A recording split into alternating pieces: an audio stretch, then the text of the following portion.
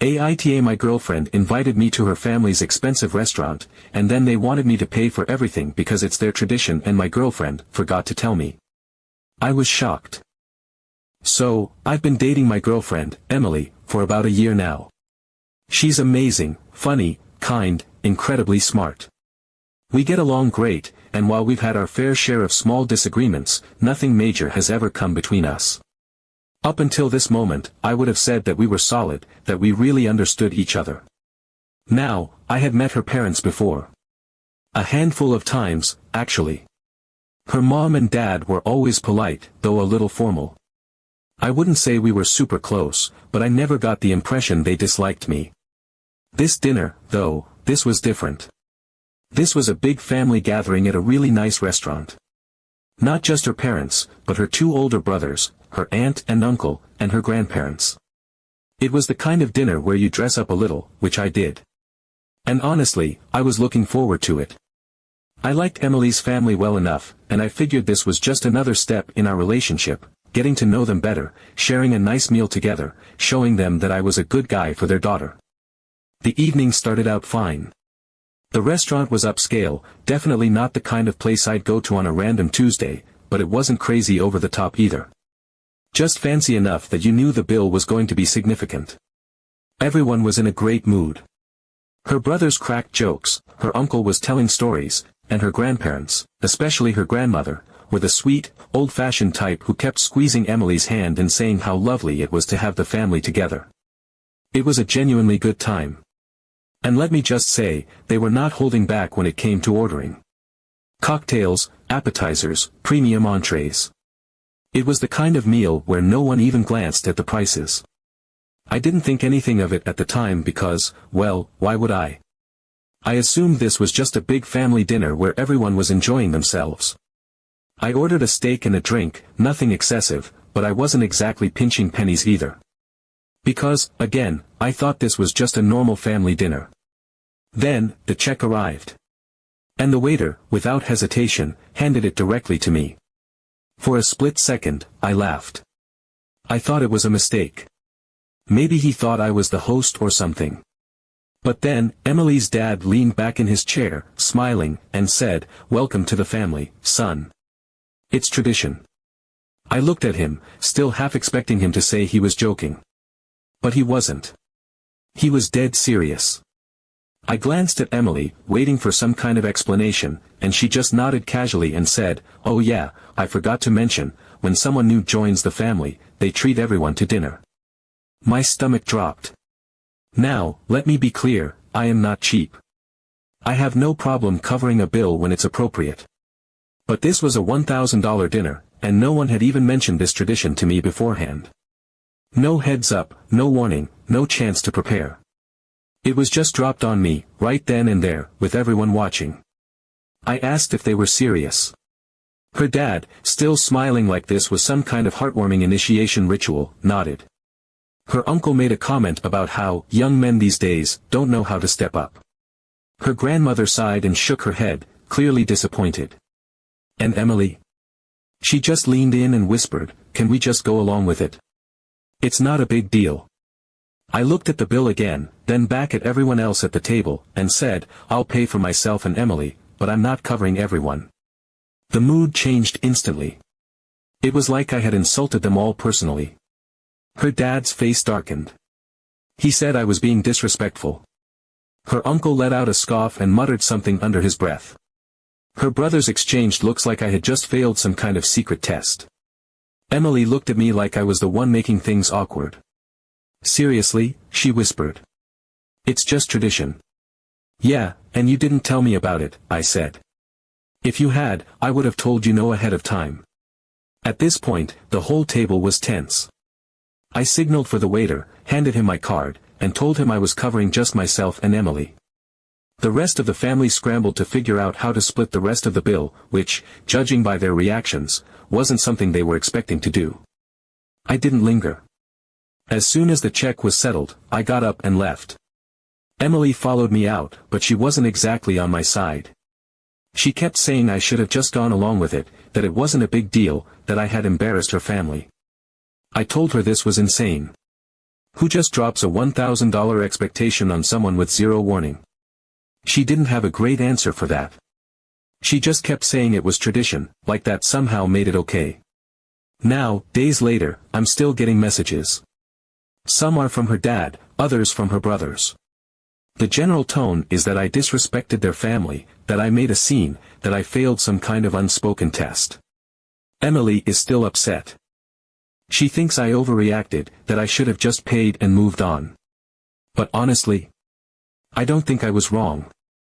If they had told me in advance, maybe we could have had a conversation about it. But to spring that on me at the table, in front of everyone, and just expect me to eat the cost? No way. So, am I the asshole? Update 1. Well, I woke up the next morning to an essay-long text from Emily's brother, Josh. And when I say essay-long, I mean it. Paragraphs upon paragraphs, breaking down exactly how and why I had failed not just their family but their entire family culture. The moment my phone lit up with his name and I saw the sheer length of the message, I knew it wasn't going to be an apology or an attempt to smooth things over. No, this was a manifesto, a full-blown lecture on my shortcomings as a man, as a boyfriend, and apparently, as a future member of their sacred lineage. The first dinner tradition, according to him, had been around for decades. Everyone knew about it. He made it sound like some ancient rite of passage, something that had been ingrained in their family history long before I had the audacity to exist. It wasn't just a meal, it was a test, a symbolic moment that every new partner had to endure, a way of proving commitment, of showing that they truly deserved to be part of the family. He framed it like some noble custom, something that was just as important as a wedding or a major life event. And then he dropped the examples, as if he had been preparing an airtight legal case against me from the moment I refused to pay. His now wife? She had paid without hesitation when she first met the family. His cousin's husband? Same thing. His aunt's wife? You guessed it, happily covered the bill as part of the tradition. It was just how things worked in their family. No complaints, no arguments, just quiet compliance. And by refusing, I hadn't just made a social misstep, I had insulted them. I had disrespected not just them as individuals, but their entire history, their values, their way of doing things. I sat there rereading the message, my mind caught between disbelief and sheer frustration, trying to process the absurdity of it all. It wasn't even the fact that they expected someone new to pay. If they had brought this up beforehand, maybe we could have had a conversation about it. Maybe I could have considered it, or at the very least, mentally prepared for the expectation. But no. They hadn't given me that courtesy. They had sprung it on me, with zero warning, zero discussion, just a smug little nod and a collective assumption that I would fall in line like all the others before me. That I would, without hesitation, just whip out my wallet and drop a four-figure sum on a dinner I wasn't prepared for. That I would prove myself by playing along with this ridiculous hazing ritual. And because I didn't, because I had the nerve to assert my own boundaries, I was now being painted as the villain in their family saga. I didn't respond right away. I needed time to fully absorb the sheer entitlement in his message. Instead, I turned to the one person who should have had my back in all of this, Emily. I asked her, point blank, if she had really forgotten to tell me about this tradition, or if she had just assumed I would go along with it. And that's when the real kicker came. She admitted, without even looking remotely guilty, that she didn't forget. She chose not to tell me. She said it so casually, like it was the most obvious thing in the world. She knew I would say no. She knew I would refuse, and she didn't want to deal with the argument. That was her reasoning. Not that she thought it wasn't a big deal. Not that she had genuinely forgotten. No, she had made a conscious decision to withhold this information from me because she knew I wouldn't be on board. She knew it was unfair, but instead of talking to me about it, she just let it happen. She decided it would be easier to throw me into the fire and let the pressure of the moment break me than to have a conversation in advance and risk me refusing outright. I just sat there, staring at her, trying to wrap my head around what she was saying. She knew it was wrong. She knew I wouldn't be okay with it. And rather than having a mature, adult conversation, she chose to put me in a situation where she thought I wouldn't have an escape. She didn't just forget, she set me up. She made a calculated decision to trap me in a position where I would have to either pay or look like the bad guy. And now that I hadn't played along, now that I had drawn a line and refused to be manipulated, I was the selfish one. I was the problem. I asked her if she even realized how manipulative that was. If she truly understood how insane it was to deliberately set me up like that, to orchestrate a situation where I would be forced to pay and then act like I was the one being unreasonable when I didn't. And do you know what she said?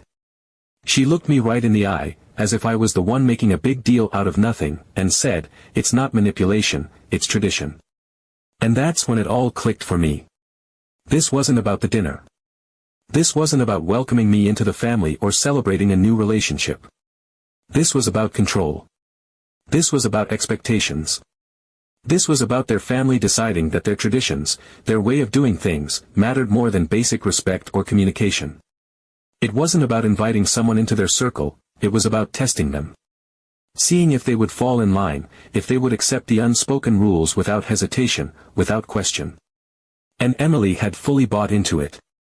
She expected me to just comply, to just go along with it, because in her mind, that's what a real partner does. A real partner doesn't ask questions. A real partner doesn't push back. A real partner simply knows that when the bill arrives, they hand over their credit card and prove their worth. I didn't even argue after that. What was the point? She didn't see a problem with what she did. She didn't see an issue with blindsiding me, with springing an insane financial expectation on me without so much as a warning. She didn't think it was unfair or dishonest or even remotely manipulative.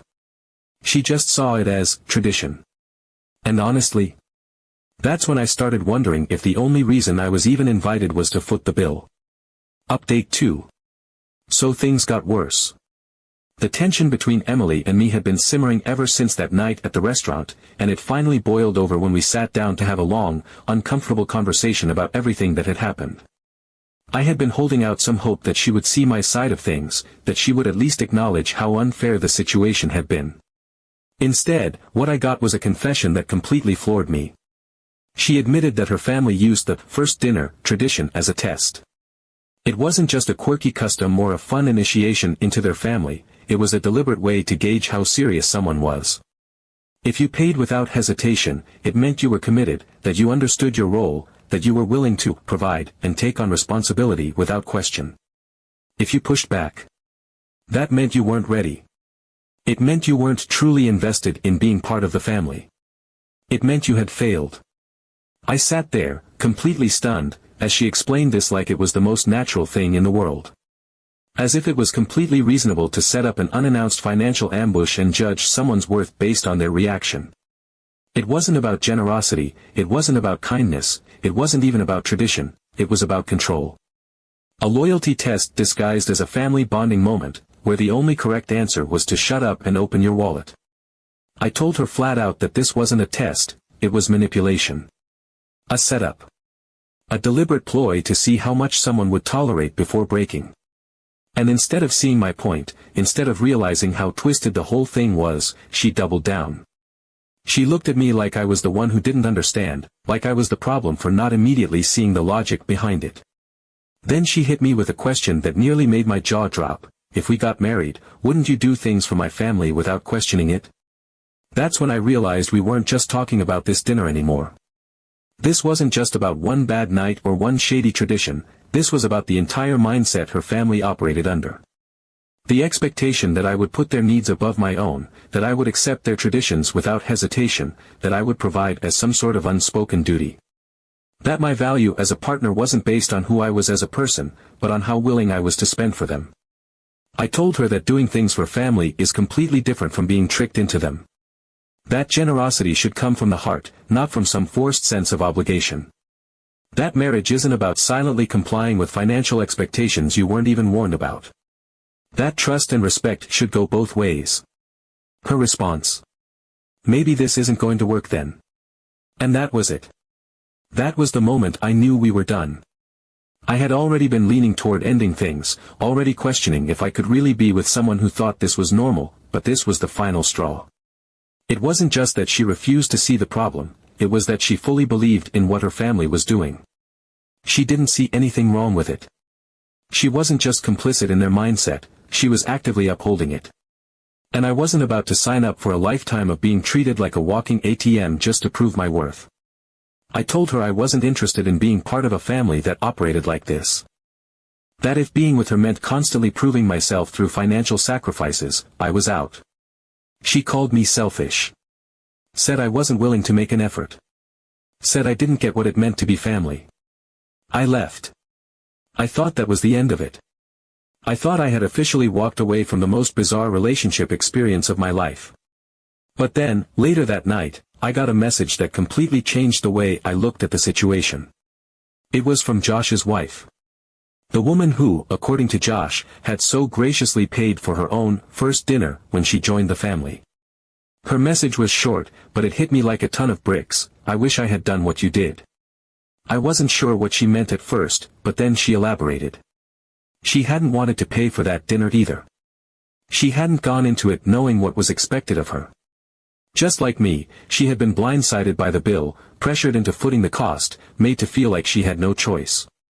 And she had paid, not because she wanted to, not because she agreed with the tradition, but because she had felt like it was the only way to be accepted. She hadn't known how to say no. And now, she regretted it. She told me that this wasn't a one-time thing. That Emily's family had many traditions like this. Traditions that all followed the same pattern, where the men in the family were expected to prove their worth financially. Silent tests, unspoken rules, obligations that no one ever said out loud but were expected to be followed nonetheless. It wasn't about love. It wasn't about family. It was about power. About ensuring that the men who joined their family knew their place, as providers, as earners, as people who didn't ask questions but simply paid up when it was expected of them. She warned me that Emily's family has many traditions like this, most of which involve the men proving their worth financially. Update 3. Breaking up with Emily turned out to be the best decision I could have made. The moment I walked away from that conversation, it was like a weight had lifted off my shoulders. It wasn't just relief, it was clarity. No more trying to rationalize the irrational, no more bending over backward to justify things that never should have needed justification in the first place. I had spent too much time second-guessing myself, wondering if I had overreacted, if there was some angle I wasn't seeing, some way to make sense of what had happened. But in that moment, it all became simple. This wasn't about a misunderstanding or a different perspective. This was about control. And I had walked away from it before I got in too deep. But of course, Emily's family didn't take it that way. They went into full damage control, twisting the narrative to make it seem like I was the one who had ruined everything. It wasn't that they had set me up, or that they had trapped me in some bizarre financial loyalty test, it was that I had failed to meet their standards. That I had embarrassed them. That I had shown my true colors by walking away instead of falling in line. And they weren't subtle about it either. The messages started rolling in, first from Emily, then from her brothers, her parents, and eventually even a couple of extended family members I hadn't even met that night. Some were dripping with condescension, passive-aggressive jabs about how I clearly wasn't ready for a serious relationship. Others were outright hostile, as if my refusal to pay had been some kind of direct attack on their entire lineage. The theme was always the same, though. I had disrespected their tradition, and because of that, I had proven I wasn't worthy of being with Emily. Emily herself sent me one last message, and if I had still been on the fence about my decision, that text would have shoved me right over. She told me she had expected me to at least apologize for embarrassing her family. That even if I had disagreed, I should have handled it better. That I had put her in a terrible position and made her family think less of her. It was astonishing. There was no acknowledgement of what she had done, no realization that she had been the one to set me up, no understanding of why I had reacted the way I did. Just an expectation that I would swallow my pride, take the blame, and ask for forgiveness for having the audacity to stand up for myself. I stared at the message for a long time, letting it sink in. The sheer entitlement of it. The complete unwillingness to take any accountability. The way she had framed the entire situation around her embarrassment, as if I had been the one to create the problem in the first place. It was so ridiculous, so completely detached from reality, that I didn't even feel anger anymore. Just exhaustion. I left her on read. And that was that. I thought that was going to be the last of it, that I had walked away clean. But then, out of nowhere, I got a message from someone I never expected, Emily's aunt. I didn't even remember her name at first, but I recognized her from dinner, sitting a few seats down, chiming in here and there but never really engaging when things got heated. Her message was short but direct. She told me she had no idea that Emily hadn't warned me about the dinner beforehand, and she thought the whole thing was in poor taste. And then, almost as an afterthought, she admitted something that completely shifted my perspective: not everyone in the family actually agrees with the tradition. Some of them, including her, had always found it outdated, unnecessary, even a little cruel. But no one spoke up. No one ever spoke up. It was just easier to go along with it than to deal with the fallout of pushing back. That stuck with me. The way she phrased it, the way she almost seemed resigned to it. This wasn't just something Emily's family did, this was something they enforced. Even if people disagreed, even if they thought it was unfair, they stayed quiet. Because that's what was expected. And that's when I realized how deep this actually ran. This wasn't just a one-time thing, a quirky family tradition that got taken too far. This was an entire system built around silent compliance. It was about making sure everyone knew their place, that no one questioned the expectations placed on them. And the fact that no one had ever refused before. That wasn't a coincidence. That was by design. They had created an environment where saying no wasn't even considered an option. And if you did, you were the problem. And then came the biggest twist of all. Emily's grandmother, the same woman who had sat at the table that night shaking her head in disappointment, the one whose reaction had stuck with me more than any of the others, reached out. It was a simple message, no theatrics, no anger, just an observation that caught me completely off guard. She told me she had never seen someone actually refuse before. In all the years of this so-called tradition, every single person had gone along with it. Some begrudgingly, some willingly, but no one had ever drawn a line and said no.